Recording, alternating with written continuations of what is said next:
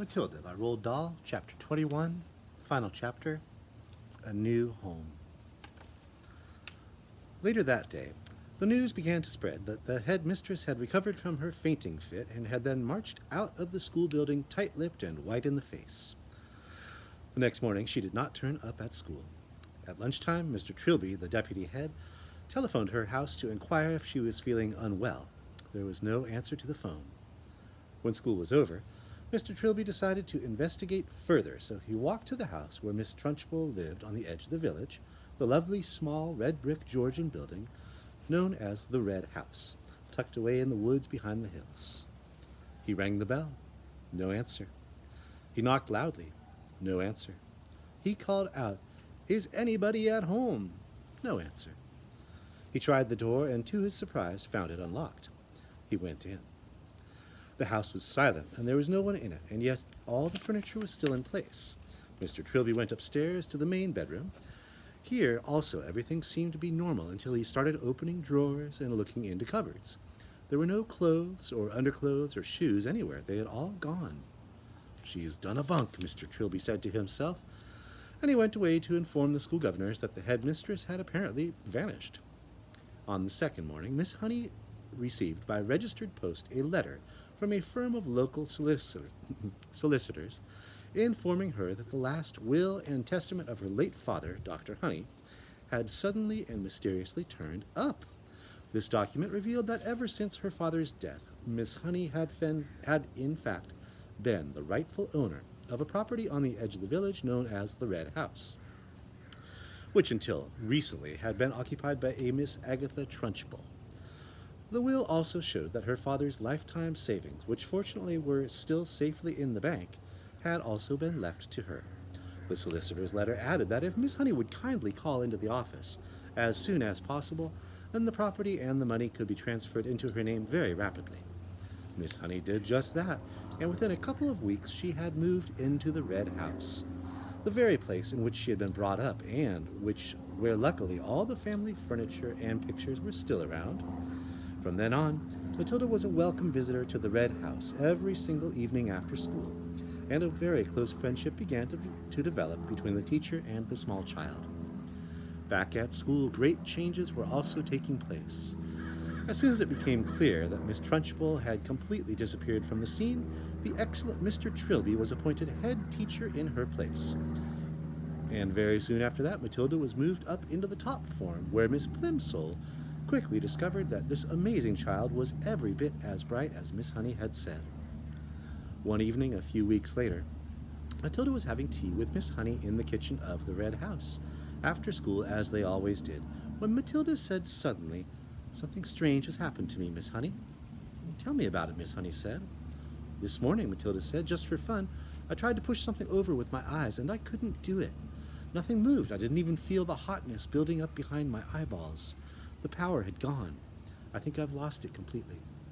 Miss Honey carefully buttered a slice of brown bread and put a little strawberry jam on it. "I've been expecting something like that to happen," she said. "You have? Why?" Matilda asked. "Well," Miss Honey said, "it's only a guess, but here's what I think. While you were in my class, you had nothing to do, nothing to make you struggle. Your fairly enormous brain was going crazy with frustration. It was bubbling and boiling away like mad inside your head.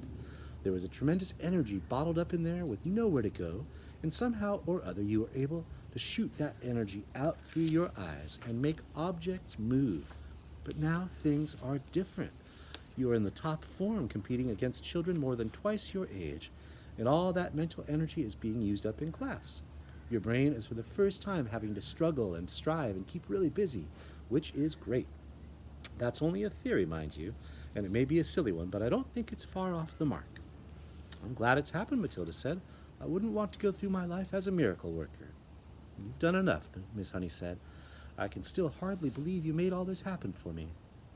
Matilda, who was perched on a tall stool at the kitchen table, ate her bread and jam slowly. She did so love these afternoons with Miss Honey. She felt completely comfortable in her presence, and the two of them talked to each other more or less as equals. "Did you know," Matilda said suddenly, "that the heart of a mouse beats at the rate of 650 times a minute?" "I did not," Miss Honey said, smiling. "How absolutely fascinating. Where did you read that? In a book from the library, Matilda said. And that means it goes so fast you can't even hear the separate beats. It must sound just like a buzz. It must, Miss Honey said. And how fast do you think a hedgehog's heart beats? Matilda asked. Tell me, Miss Honey said, smiling again.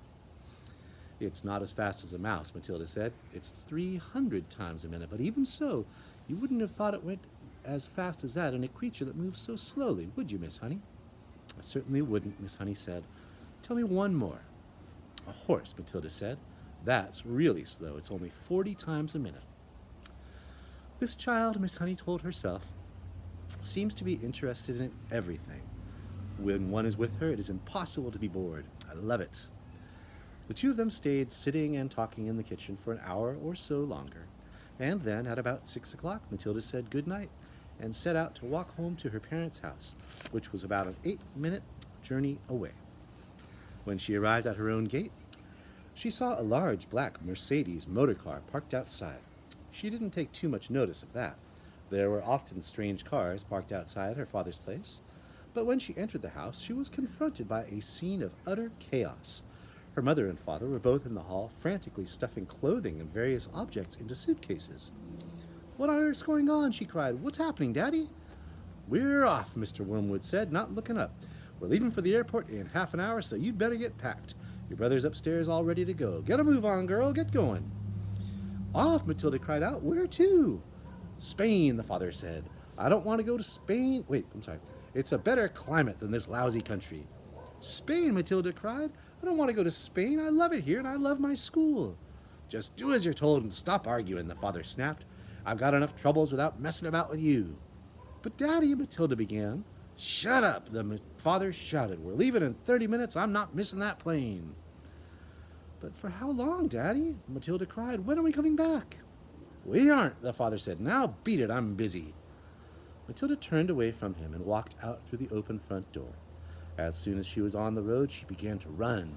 She headed straight back towards Miss Honey's house, and she reached it in less than 4 minutes. She flew up the drive, and suddenly she saw Miss Honey in the front garden, standing in the middle of a bed of roses, doing something with a pair of clippers. Miss Honey had heard the sound of Matilda's feet racing over the gravel, and now she straightened up and turned and stepped out of the rosebed as the child came running up. My, she said, what in the world is the matter? Matilda stood before her, panting, out of breath, her small face flushed crimson all over. They're leaving, she cried. They've all gone mad, and they're filling their suitcases, and they're leaving for Spain in about 30 minutes. Who is? Miss Honey asked quietly. Who is? Mummy and Daddy and my brother Mike, and they say I've got to go with them. You mean for a holiday? Miss Honey asked. Forever, Matilda cried. Daddy said we were never coming back. There was a brief silence, and then Miss Honey said, Actually, I'm not very surprised. You mean you knew they were going? Matilda cried. Why didn't you tell me? No, darling, Miss Honey said. I did not know they were going, but the news still doesn't surprise me. Why? Matilda cried. Please tell me why. She was still out of breath from the running and from the shock of it all. Because your father, Miss Honey said, is in with a bunch of crooks. Everyone in the village knows that. My guess is that he's a receiver of stolen cars from all over the country. He's in it deep. Matilda stared at her, open-mouthed. Miss Honey went on. People brought stolen cars to your father's workshop where he changed the number plates and resprayed the bodies a different color and all the rest of it. And now somebody's probably tipped him off so that the police are on to him, and he's doing what they all do, running off to Spain where they can't get him. He'll have been sending his money out there for years, all ready and waiting for him to arrive. They were standing on the lawn in front of the lovely red brick house with its weathered old red tiles and its tall chimneys, and Miss Honey still had the pair of garden clippers in one hand. It was a warm, golden evening, and a blackbird was singing somewhere nearby. I don't want to go with them, Matilda shouted suddenly. I won't go with them. I'm afraid you must, Miss Honey said. I want to live here with you, Matilda cried out. Please let me live here with you. I only wish you could, Miss Honey said, but I'm afraid it's just not possible. You cannot leave your parents just because you want to. They have a right to take you with them. But what if they agreed, Matilda cried eagerly. What if they said yes? Then can I stay with you? Would you let me stay with you then? Miss Honey said softly, Yes, that would be heaven. Well, I think they might, Matilda cried. I honestly think they might. They don't actually care twopence about me. Not So fast, Miss Honey said. We've got to be fast, Matilda cried. They're leaving any moment. Come on, she shouted, grasping Miss Honey's hand. Please come with me and ask them, but we'll have to hurry. We'll have to run. The next moment, the two of them were running down the drive together and then out onto the road, and Matilda was ahead, pulling Miss Honey after her by the wrist, and it was a wild and wonderful dash they made along the country lane and through the village to the house where Matilda's parents lived.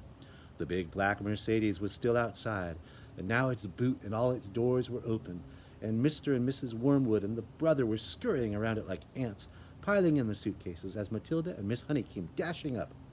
Daddy and Mummy, Matilda burst out, gasping for breath. I don't want to go with you. I want to stay here and live with Miss Honey, and she says that I can, but only if you give me permission. Please say yes. Go on, Daddy, say yes. Say yes, Mummy. The father turned and looked at Miss Honey. You're that teacher woman who once came here to see me, aren't you? He said. Then he went back to stowing the suitcases in the car. His wife said to him, This one will have to go in the back seat. There's no more room in the boot.